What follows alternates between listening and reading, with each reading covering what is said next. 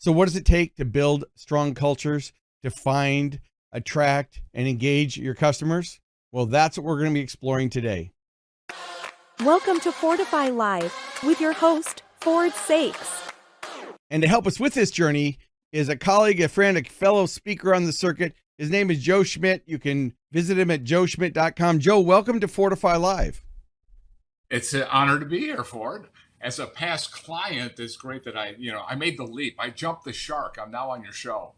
Well, I think that's great. And, a lot of our listeners, we're live right now on Facebook, LinkedIn, YouTube, and a bunch of other platforms. And the audio of this also becomes the Business Growth Show podcast that people can listen to on their favorite streaming platform. So obviously, if you're watching this now, you can put comments below, like and subscribe and share and all those normal things that you do for an episode. But let's get back into the primary question. And one of the things that you specialize in that's a hot topic right now for organizations of all sizes, all brands, is how do you build a culture that keeps your employees, right? I call them internal customers, but how do you do that? And no matter what event I ever get hired to speak at, I always ask them, what are your top 3 challenges? And it always comes down to people. And I know in my businesses and multiple businesses, engaging them, keeping them, retaining them has just been a harder problem than ever. So tell me a little bit about your background and your story, and how did this position you to be an expert in this topic? Well, I'm a television sports anchor in the Twin Cities on the ABC affiliate and have been for over 35 years. So I deal a lot with teams and coaches, but I also started speaking to all different events, and people eventually wanted more. And I started telling stories of impact. I started getting some clients who were not necessarily looking for my sports stories. They were looking for my impact stories. That's when I hired you, because I realized that I needed to really define what problem I could solve. And after probably about a year of research, it came down to culture, because the most successful organizations make culture their competitive edge. And that's what I try to do when I work with a team, keynote, present, or do some consulting. Well, I know that, the challenges manifest themselves. If you were to interview a team of people who work in an organization, whether they're a B2B company or B2C or whatever brand or an association, it's always interesting what the leadership feels the issue is versus what the employee feels the issue is. And, people don't leave jobs, they leave their leadership. And, I had turnover in my companies in the early days, and I've still, experienced it like any other company. But I learned that the better I was able to lead, to set up an environment for cohesive feedback, create an inclusive environment where people felt listened to and heard, it helped me build the culture. But at the same time, I tried a lot of different things that I read in books and listened to experts that said, well, do this, have a lunch and learn, do excursions. And I found that it's not the tool or the tactic, it's the implementation of that tool or tactic that works. So in your work with organizations, where do you start, and how do you start to change, identify what's wrong, and then help the organization change course? I usually start talking about the gap, because most executives think that they have a great culture, or we really work hard at culture. We have core values. And I said, but there's a gap, the culture you have and the culture you really strive for.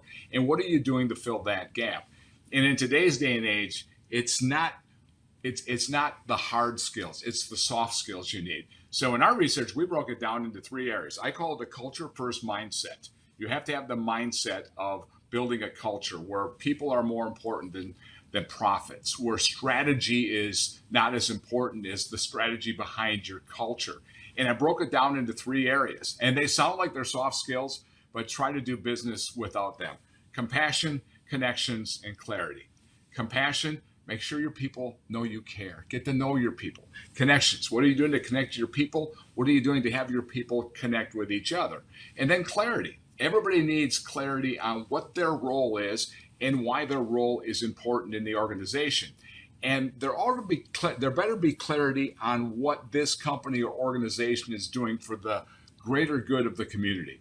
Because nowadays people want to work for companies that care about the communities, just don't do a service project once a year just so they can check that box. Yeah, it's really about a sense of purpose. And the challenge that I've seen is the words get thrown around a lot by leadership, and they'll say, we want someone to improve our culture. We want to improve our leaders. We want to improve our managers. We want to improve communication. We want to improve how people deal with change and conflict.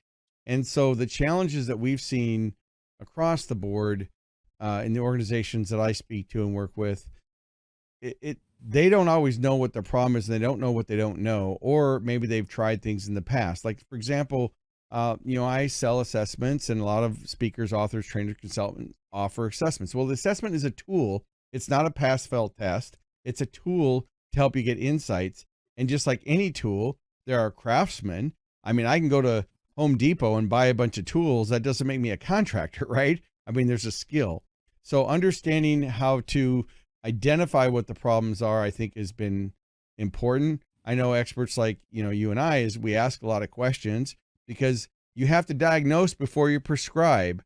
What are some of the trends that you're seeing, moving forward? There's all these, we got political issues going on. We've got economic issues. There's, increased competition, increased pricing, high turnover, consolidation, private equity groups. There are all these different things, external and internally, affecting it. What do you see as some of the trends that our listeners who are C-level executives, franchise brands, private equity groups, association, and then we have speakers, authors, trainers, and consultants. We got a bunch of people who listen to my show because we cover such a wide variety of topics, but it all really comes down to business success. So with all that said, the basic question is, what trends do you see, and what landmines do you see on the future that could really be disruptive that people need to know about? Oh, that's a big question. And I think I'm going to go back a little bit to what you were talking about earlier and how you find out what the problem is. Sure, that sounds great. The one thing that I did is I developed this survey that I like to do before we have the conference or before we have the presentation. And this is going to show you some blind spots. And I have questions under compassion, connection, and clarity. For example, under compassion, I have, does this organization put people over profits? Do you feel this company supports my career development? Under connections, would you recommend a friend apply for a job in your organization? Do you believe there's a healthy work-life balance? And then under clarity, are you crystal clear on what your role is and why it's important? Do you feel your opinion is valued and requested? So we have a whole list of questions, and there is always a blind spot in management where they thought, wow, that one only we hit 61% on, where we did 93% on others. And I said, now you know where you have to drill down to take care of your issue. And a lot of times it's really kind of the simple things. There are a lot of companies, I think now the number one thing that every employee wants is flexibility. Mm-hmm. And companies really struggle with that because if you give one person flexibility, they'll be really good at it and still be productive. But other people will take that flexibility to the nth degree and they won't be very productive. So you have to figure out how to measure it. So there's not a one size fit all answer to culture. And a lot of times you have the different generations that you're working with that you have to make sure that the younger generation the older generation doesn't say, that's the way we do it around here. And the younger generation doesn't say, well, I'm not going to work on that project because it's not my job description. So these things happen in every business. But I think you really need to drill down and figure out where the blind spot is. And that's where we can direct most of the attention. Yeah, I think that's so true. In every situation, it's setting clear expectations. And, when you talk about the benefit of offering flexibility, I know for me, when the pandemic hit, I run a couple different businesses and we went remote. And when we came back into the office and I wanted people back in the office, I'm old school. I want to have meetings and the normal things. A few of my employees resisted it. And then I lost two people. And in the exit interviews, I said, well, can you tell me what it is? Well, I've been working on the side, and now that I'm here full time, I can't work on my side project. And I'm thinking, well, wait a minute, you were full time, you were collecting a full time check. So, we've got a culture of sometimes they're not necessarily intrinsically motivated, and they've got this belief that, oh, well, why can't I work two full time jobs during the same time? Or what's the difference? But really, they were giving 50% productivity to both of us, me and the other company. So I know that flexibility is an issue. I know with my agency now, Prime Concepts, I utilize remote employees, and it's been a challenge. How do I set up accountability? You know, we use Microsoft Teams, we use Slack, we use Zoho Projects, which is our CRM system. So we do have visible. We have a morning huddle 3 days a week, and then we do get together physically for lunch once a week, so that we can all, you know, get out and actually have some personal interactions with each other. But I still think it's an issue from a business standpoint. From me as a CEO of a company, I am conscious of, well, is that person working?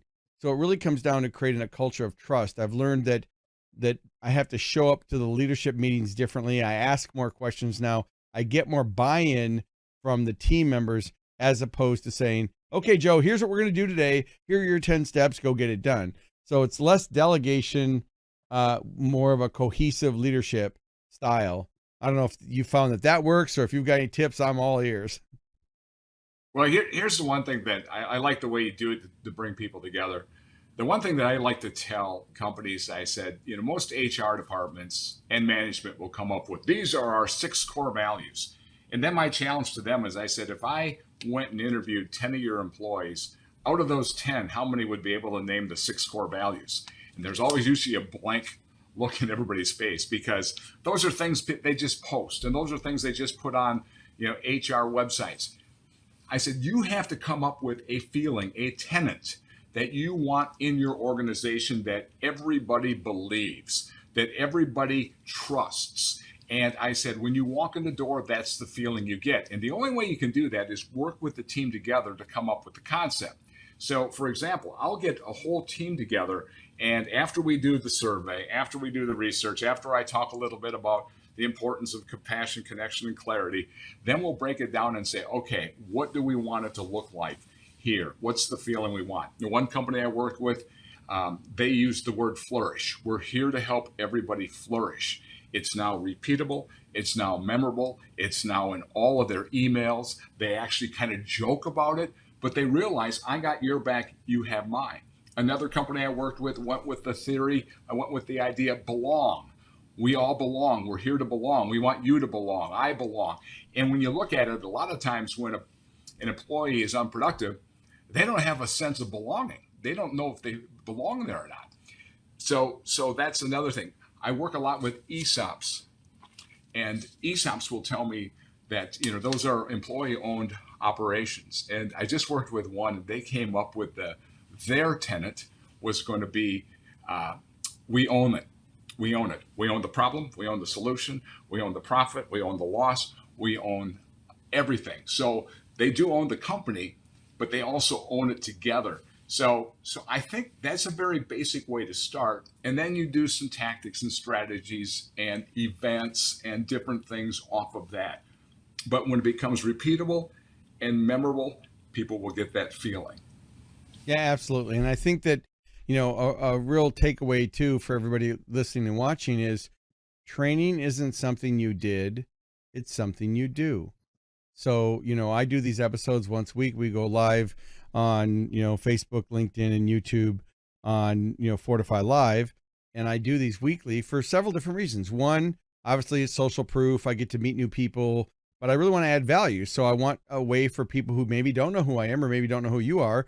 They get this platform. They're able to say, well, I want to listen to this episode. I got some great ideas, and I'm going to share this episode with my leadership. So share this episode with your leadership if you're struggling. So let's look at some of the key concepts that we've talked about so far. One, you need to take an assessment of where you are and where you want to go, and you have to identify the gap. Two, you have to take personal accountability as a leader. That culture starts with you. I think it really starts at the top down. It's not something you hire and you give to somebody else to go create a culture. So in my experience, having my sporting goods company, you know, I had 140 employees in my business, and I thought I needed team building. So I went and hired a team building expert. He came in and he did 360s with my staff. He met with the leadership team and we interviewed everything. And after 3 days, he came to me and he said, Ford, you don't need team building. You need leadership training. And I'm like, no, I have a team. Just take care of it. And they said, well, your staff isn't clear on your goals, your objectives, your vision, your mission. They're not clear on their procedures. You don't have systems in place for accountability. Your managers aren't so there was all these other problems that I didn't think were the problem. I thought it was just, oh, they need to work together as a team. So when you have an expert that comes in and looks at everything, I mean, that's the reason experts exist, right? Because they see what you don't see. They see your blind spots. So through that exercise, and that was, 30 years ago, they helped me realize that it was a leadership issue. And that was the first time that I really put time into and the investment into understanding how to lead an organization. I mean, I had a 7-figure organization that was very successful, but I had more turnover than I needed. Now that was a long time ago, but over the decades, I've continued to just move the needle towards the strength of understanding leadership and management and team building, because those are 3 different things, and then communication. So leadership, so I'd say culture first. If I was doing an organizational chart, I'd say culture's at the top, and then you have leadership, then you have management, and then communication's kind of like a big bubble that covers everything. And so that's now what I look at when I work with an organization. If they hire me to come in and speak on, culture or anything, I get mainly hired for business growth, but part of growing a business is having a successful team. So I do speak on that. My specialty is really connecting a value proposition to a market and accelerating growth. But you got to have people to do that. So, I'd be doing them a disservice if we didn't talk about that type of thing. So when you work with organizations on that, and you interview everybody and you get a system, do you work one-on-one with their leadership? Do you have certain training programs? Do you have video training programs? I mean, what are some of the things other than keynote speaking that you're offering your organizations? A little bit of all of the above. I obviously do some consulting and some one-on-one work. I have a video series that talks about culture. You almost have to, one size, once again, doesn't fit all. You have to figure out what their biggest problem is. You have to, make it crystal clear that they have a problem. When I heard you talking about your sporting goods store, you had a clarity issue. And a confused buyer doesn't buy, a confused employee doesn't produce. So that's why there has to be 100% clarity on what their role is and why their role is in the organization. And I also figure out the one way I get to management is you start talking money, right? Because they're always at the end going to be concerned about their bottom line. They're going to say they care about their people, but the first thing they do is look at the profit and loss statement. But when you can go and you look and you say it costs between 50 and 75% of a person's salary to replace them. And then the person you replace that maybe top caliber employee with might not be as good. How much money is it costing you? So I do a lot of work with ESOPs, employee owned companies. And I have a financial expert who goes in, and every year an ESOP has to have a valuation on their company. So he developed a formula for me. So I go to these ESOPs and say, if you lose 5 employees a year who were making $90,000 a year, in 5 years, your company value has gone down $7 million. That gets them to listen. Then all of a sudden they realize, this culture thing is kind of important. And I love the idea, Ford, how you stacked them, because I guarantee you the companies that have problems, and the reason you and I both get hired with these companies is they don't have that order correct. Right. Or they don't know what they don't know. Sometimes they're successful. I mean, profit hides a lot of mistakes. Maybe they're just highly profitable, so they can operate dysfunctionally. But in today's day and age, with supply chain issues and increased pricing and inflation and all the things that are going on, being cost conscious of looking at everything is essential. And so, I believe that people, an organization's people, are their biggest asset, biggest expense.